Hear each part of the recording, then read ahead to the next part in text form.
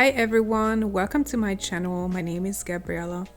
As you can see from the title, today I'm reviewing the liquid watercolors by Renesans Poland. They don't come in a set, so you have to get them open stock, which is my preference anyway when it comes to buying watercolors. They are not so easy to get here in Hungary. I'm only aware of one retailer that sells them locally, so I ordered 12 colors from their website.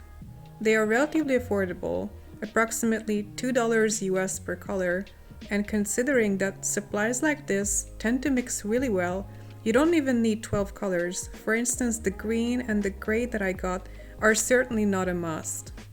Now, if you count the jars on my desk, you may see that there's only 11 colors when I said that I bought 12.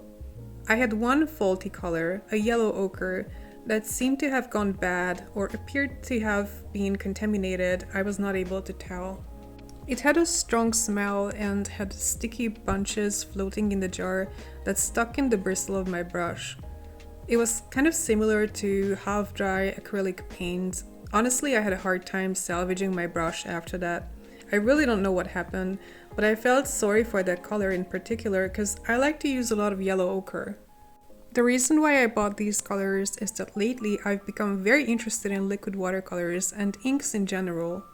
Schmincke has a very high-end, light-fast liquid watercolor range that I was intrigued to try, but I found them too pricey. Since I'm trying out something new, I didn't want to spend so much on a new medium. I don't have any information on the light fastness of these Renesans paints, but based on the lack of information as well as the affordable price, I believe them to be dye-based, meaning it's more recommended for sketchbook art and works that are to be scanned, but definitely not to be hung up in a frame. Also, the Renesans website suggests that works done in Liquarel should be given the best possible protection, so there you have it, definitely dye-based. The colors are super vibrant, which is sort of what I expected, and they also mix remarkably well. Like I said, a limited palette of let's say 7-8 colors is more than enough, which makes it even more affordable. The colors are very clean. You don't see any texture, granulation, or binder building up, which is often what I look to have in mixed media projects when I know that I will be applying color pencils or crayons on top. My favorite way to use them is wet on wet because they spread beautifully.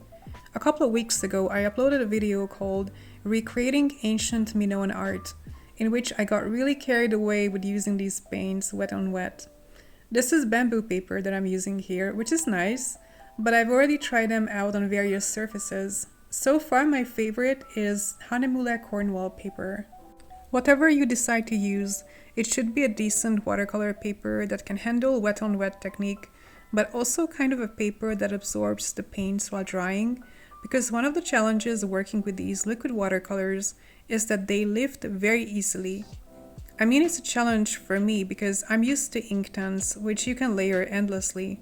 While that's not possible with these paints, they also appear very saturated immediately after one layer, so you may not need that many layers to begin with. I think these liquid watercolors would be ideal for loose florals, impressionistic flowers. The vibrancy of these paints instantly remind me of spring anyway, but they can be diluted to very subtle washes like I'm doing here, and if you use the right kind of paper and you wait for them to properly dry, you can gently add further layers or details like fur.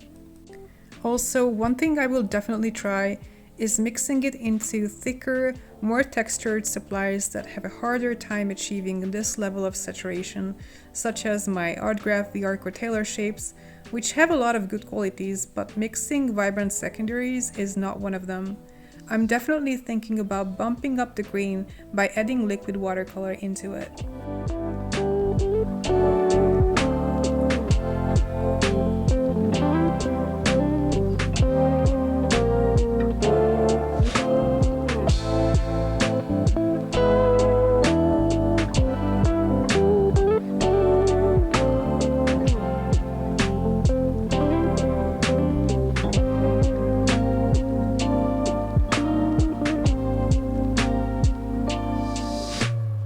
Do I recommend these paints? Absolutely, 100%. to practice watercolor mixing, like I said, for loose florals, nature in general, strictly in sketchbook to protect it from fading, but it's a lot of fun, definitely worth the price. And if you want to upgrade, you can gradually replace the colors with pigment-based artist-grade watercolors like the Schmincke one. Alright, that's it for today. If you enjoyed this video, please give me a thumbs up and leave me a comment.